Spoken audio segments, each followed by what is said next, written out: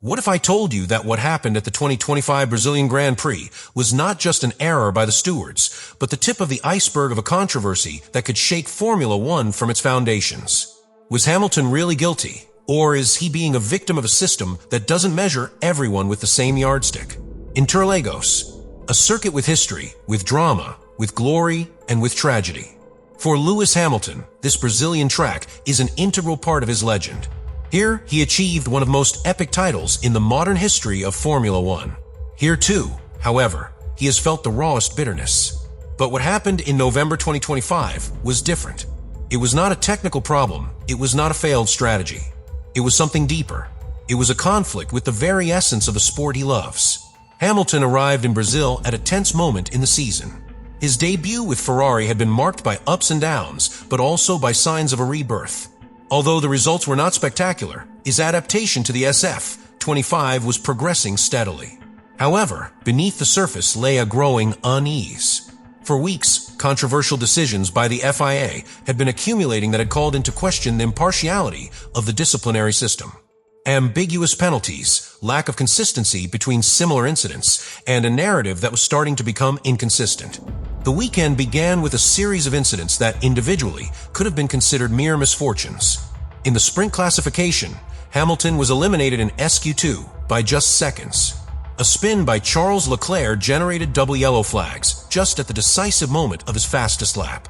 Although telemetry showed that Lewis had hesitated when stepping on the accelerator, the stewards decided to warn him for not slowing down sufficiently. It was a seemingly minimal decision, but the pattern of millimeter analysis applied to each Hamilton maneuver was beginning to show. And then came Sunday's race. The tension in the paddock was palpable. At the start, Carlos Sainz touched the rear of Hamilton's Ferrari, affecting the balance of the car. Lewis reported it immediately. The rear end is not stable. But even that didn't prepare him for what was to come.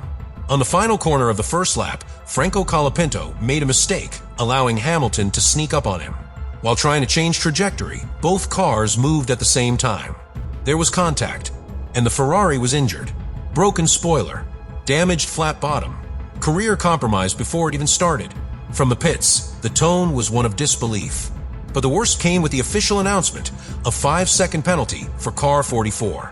Hamilton's reaction on the radio was explosive, full of frustration and resignation. These guys are a joke.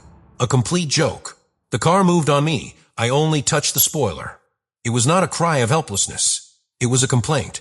A sign that something deeper was happening. A driver with more than 300 races under his belt, 7 titles, countless battles, was beginning to doubt the integrity of the regulations. Because Hamilton wasn't complaining about losing a position. He complained about losing something more valuable, trust in the system that governs Formula One. In the world of Formula One, where every millisecond can mean glory or defeat, confidence in the system is as crucial as track speed.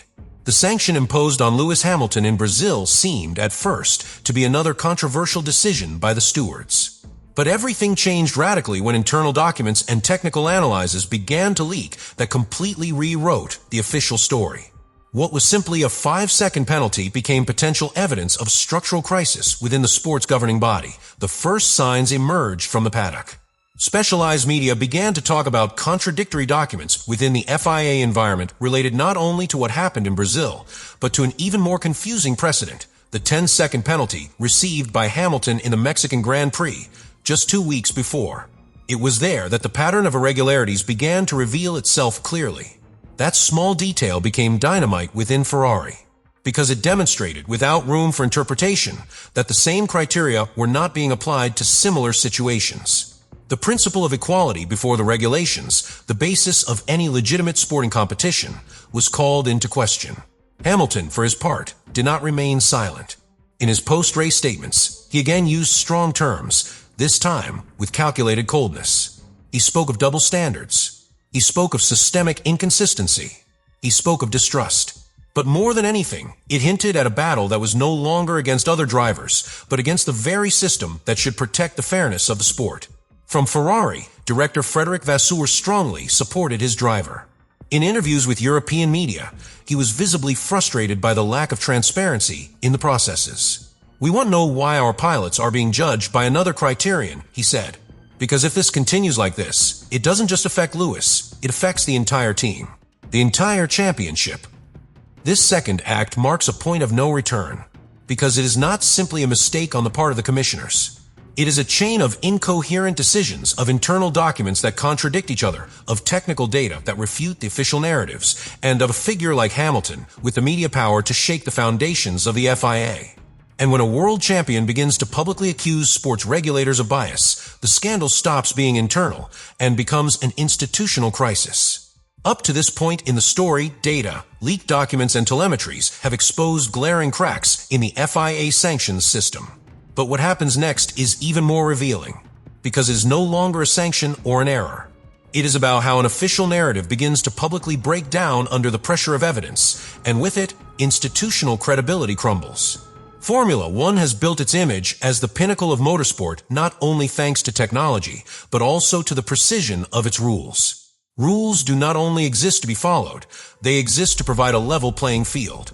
And that is exactly what began to falter with the Hamilton case. What was initially presented as a justified penalty for an error by the British driver soon became a public relations nightmare for the FIA.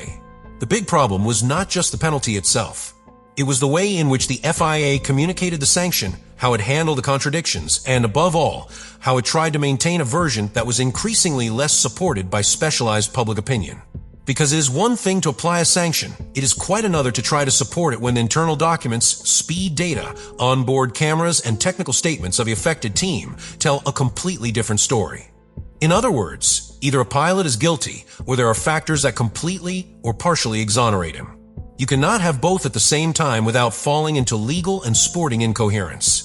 This type of legal ambiguity is unacceptable in a category where decisions affect not only the results, but also the championship, the development of the cars, the emotional state of the drivers, and, of course, millions of euros in investment and sponsorship. What followed was a kind of communication vacuum on the part of the FIA.